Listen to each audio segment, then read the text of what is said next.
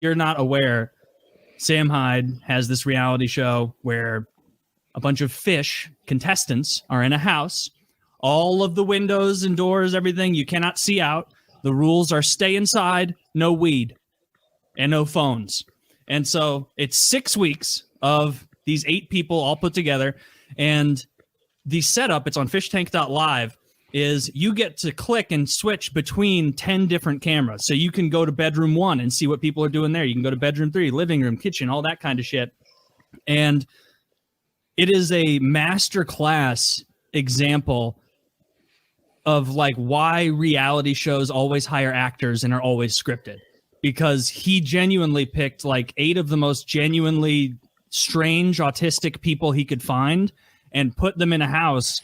And the challenges are often brutal and clearly made up in the moment. Counting grains of rice. He comes in, throws rice all over the room, and he's like, count the rice. Yeah, he came in and like did like the rice thing. He'll do stuff just to upset them, and then he'll do things to try and create problems. Or he'll be like, he'll barge in his enormous self wearing like a seersucker suit, like just like dominating people physically in an uncomfortable way, and be like, tonight's challenge is the drunk dickhead off. Whoever is the meanest, most ruthless person to your fellow contestants wins a fish buck. A fish buck is a piece of paper he prints out with a fish on it that is purportedly redeemable for $500 each at the end of the show.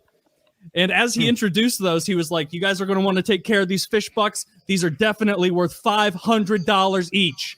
Listen to me, folks. If I'm lying, sue me.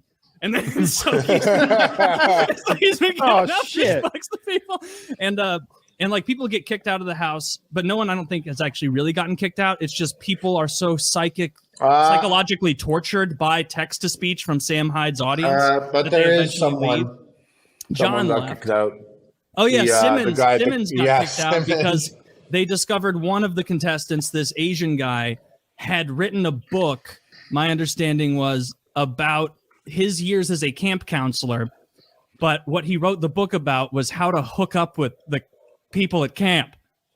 And the kids at camp? Apparently. Yeah, it was too weird. It was it was weird enough that the excerpts from the book caused people to be uncomfortable. Yeah. What was the title? The most dangerous game? Like, the most dangerous game? Dude, it was so like apparently it was so reprehensible that like Sam went into the house and was like, you have 3 minutes to get your you have 3 minutes to get your stuff. Jason Goldstriker went in on his day off. Oh, not his day off. And he was like, fuck you, get out of here. Norm, he was just in there with a weed eater attacking the kitchen, and you're telling me he's got to go right back in on his day off? Oh, he was just in there attacking the kitchen with a weed eater. You saw that? A lot of it's 24-hour live stream, and so like usually just every night, like after this, I'll pop in see what they're doing. It's either like sitting around doing nothing boring, or it is like the most beyond interesting, entertaining, surreal thing ever. What happened recently, just I guess yesterday, is, Frank Hassel. This ties in with Boogie. Everything's getting connected. Frank Hassel is the gentleman who said to Boogie, I'm going to come in your house and fuck you in the ass. That's Hassel doctrine, and forced, obviously forced Boogie to do that warning shot. Yeah. There was a goal that as soon as they hit their like subscriber limit or whatever, Frank Hassel would be unleashed on the contestants. And so they let Frank Hassel into the house last night, and he like immediately proceeds to like start tearing people's stuff up, breaking things, like being very uncomfortable around people. And that was all expected. This was all 100% expected. Harley, that bag's so loud. Harley, stop fucking playing with the bag. I want to note that wasn't me. I was like, all right, he's done. And then he's like, let me close it. I don't want these to get stale. But if you know, yesterday they brought Frank Hassel into the mix. And if you're familiar with another character kind of in the iDubbbz universe, his name is Airsoft Fatty. So Airsoft Fatty was this big, morbidly obese guy, There's an iDubbbz documentary about him with like 30 million views, hugely popular. It's called Full Force, and it was tracking this big fat guy's like airsoft journey and like his interesting life in Battle Creek, Michigan. And this big fat guy, who's arguably the most likable like earnest, genuine seeming guy in the world, airsoft fatty. His name's Chris. At one point last night, like he went up to a room by himself and like started crying. And this guy's like morbidly obese. Like he lost his mother, doesn't have a father in the picture, like in his mid-20s. Like he's had a rough go of it by anyone's estimation. And apparently a lot of people on Reddit and whatnot harass him and make his life very difficult. And he was like, he like marched himself up to like bedroom 4 by himself and like started crying and saying like, pull it together. I can't take this anymore. It was very sad. And Frank fucking Hassel walks in and sees this guy like crying and starts to be like, can I pause? You know what? I'll get, yeah, go ahead. Help me understand. Frank Hassel is Thank you. the character that Sam Hyde plays. I'm right? No. Frank Hassel, the guy on the left there is Frank Hassel. He makes content where he hassles people. He messes with them in public. He's the guy that messed with Boogie. Correct. Yes, he's the guy that messed with Boogie. And this gentleman here, Chris, airsoft fatty, he was in this room crying, and Frank Hassel came in and saw him crying and started going like, kind of broke his character and was like, oh, you need anything, man, you let me know what's up. And he started to leave, and Chris started to like open up and like cried a little more, like, this is I'm having such a hard time. Frank Hassel like broke character entirely, went over there, like patted him on the back, comforted this guy. The guy's saying, I feel like I'm worthless and everyone hates me and says I'm useless. And he's like, no, you're not, man. Like, stop saying that about yourself. It was genuinely fucking endearing watching in real time as like this dude who has a really tough life is actively comforted in a way that's genuine and human by someone whose entire job was to come in and fuck with them. Like the realness overtook the act. He also pretended to die of a heart attack mid stand-up show, which was actually funny. Are we completely sure that sort of consolation and friendship that he was showing there wasn't just the first stages of sissy hypno? Maybe I'm a fool and I fell for it, but it was airsoft fatty was manipulating him. He is. He needs money. It was a game. It was a move. It was a tricky thing. Listen, bro. I know fucking money moves. I know manipulative money moves when I see them. My people fucking they wrote the book, bro. It's called the Talmud. No, I'm joking. I don't buy it. I don't buy it. I do think it was interesting and it was great, but I see airsoft fatty. I'm like, I don't know, bro. I see a performer. Crazy to say, right? I know it is crazy to say, but I always default to I'm like, but at the end of the day, that's a YouTuber. And I don't know if I could fully trust a YouTuber, really. I met Airsoft Fatty once, and he was a nice guy. He was cool. But something about these YouTubers, bro, they're fucking weird me out. I only care about the parts. I only care about the parts where he attacks the kitchen with a weed eater. Mostly, I like that. I actually messaged him like, bro, beating the shit out of the kitchen with boxing gloves was way funnier than it should have been. Because he punched the shit out of that cabinet and he goes, oh, whoa, fuck, sorry. Like apologizing to the people around as though he didn't just intentionally break it. I thought he was going to destroy that fridge.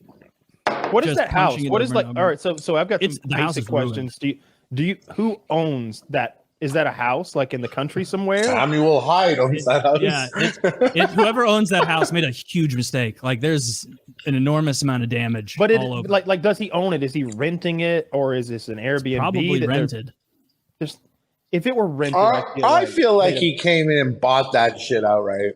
Does anyone have a vibe for how much money he's making off this fish tank thing? Well, the hosting's 10 a day, right? Jesus. I don't know if it's bringing in crazy bank. Okay. But it's definitely brought in enough attention to do it again. Yeah. It's I think it's very successful. You go in there at any time and you just see people spending money.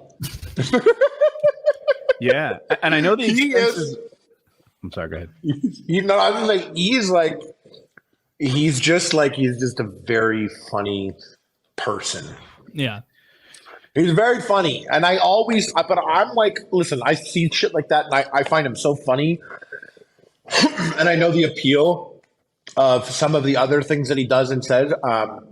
And I'm just like, I can't help but be like, ooh, this makes me, I don't know. I have But, like, too much empathy to enjoy his humor. Like I always put myself. yes, some of the things.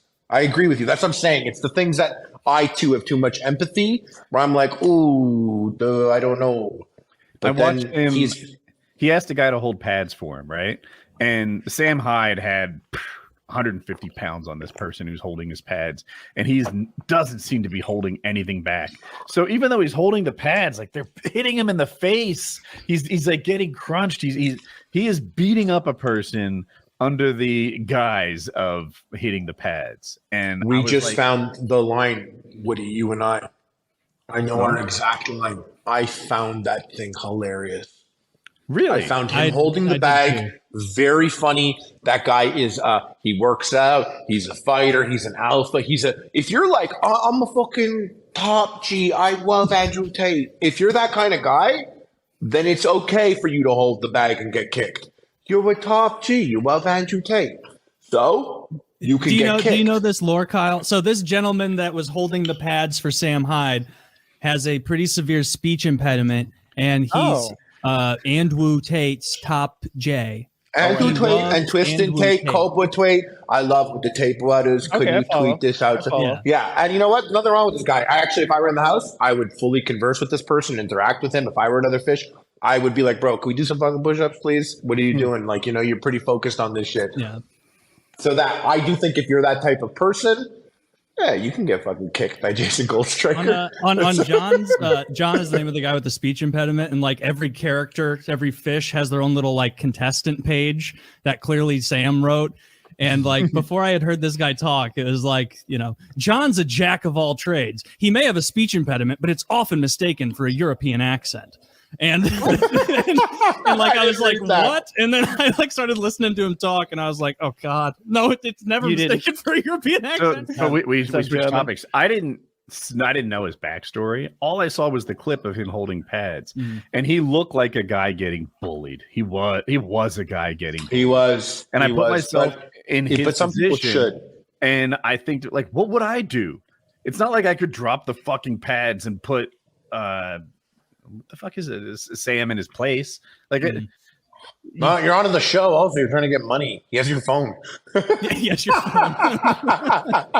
It is wild. It's wild. This is the only time where by the way, I was like, oh, this show's crazy. I was on the third day, and I was like, this is the one time where Sam could actually get in trouble for something. Yeah, he's like, this is the one time where I'm like, this is like producer nightmare city. Because so much of not only is he doing silly things, but he's got those silly people there who dollars to donuts. He's got people there who have attempted suicide or self-harm before in the house with him under extreme stress with all sorts of crazy shit around and cameras filming all of it. I don't know. I wouldn't want to be responsible for any of that. No, I don't know how you get insurance for that. You can't. What is it? 6 weeks for 10 grand? It's 6 weeks. Now it's 30 grand. He'll randomly go in and increase the amount of money. I think it's like 30 now, right? Sam is a very generous person, regardless of everything. At the end of the day, when someone has been through it and they do it, I don't doubt that he will be very generous, and I don't think he's gonna swerve on them or anything. Mm-hmm. What about the $500? I think he's going to pay the money for that. For sure. Okay. Yeah, I really do. I can't imagine him not doing that.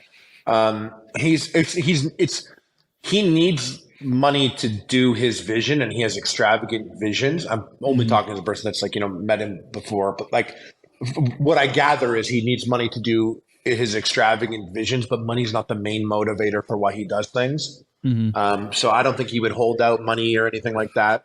And even some of the crazy stuff he said, like you said, Woody, like me too. I feel like I have too much empathy. I get worried, maybe my body's shifting, like I should be a dad now. And I'm like, oh, I don't know about this one. It could make me cry. Maybe that's what it is. Well, like some of those kids are like, you could be their dad almost, right? You're starting to look at it like that. It's like, he's like, what is he, like 19 in there? I could be, but I am also legally allowed to have sex with them. True. Like I'm old enough to be their dad, and that's just my age now. I don't know if other people look at this venture this way. I'm impressed by the business aspect of it. Like This is a pretty big investment that he's starting off. I've never started a business where the risk was Woodycraft. Do you guys know how much that cost to get going? $700. $700. I don't know how much I made on that. It was 7 digits though. And but that thing started for $700. This thing, he's spending 10 grand a day, but he made more than that rolling in. Go ahead. We're a YouTuber again. He's not just a regular YouTuber, but once again, I'm like, could be a game.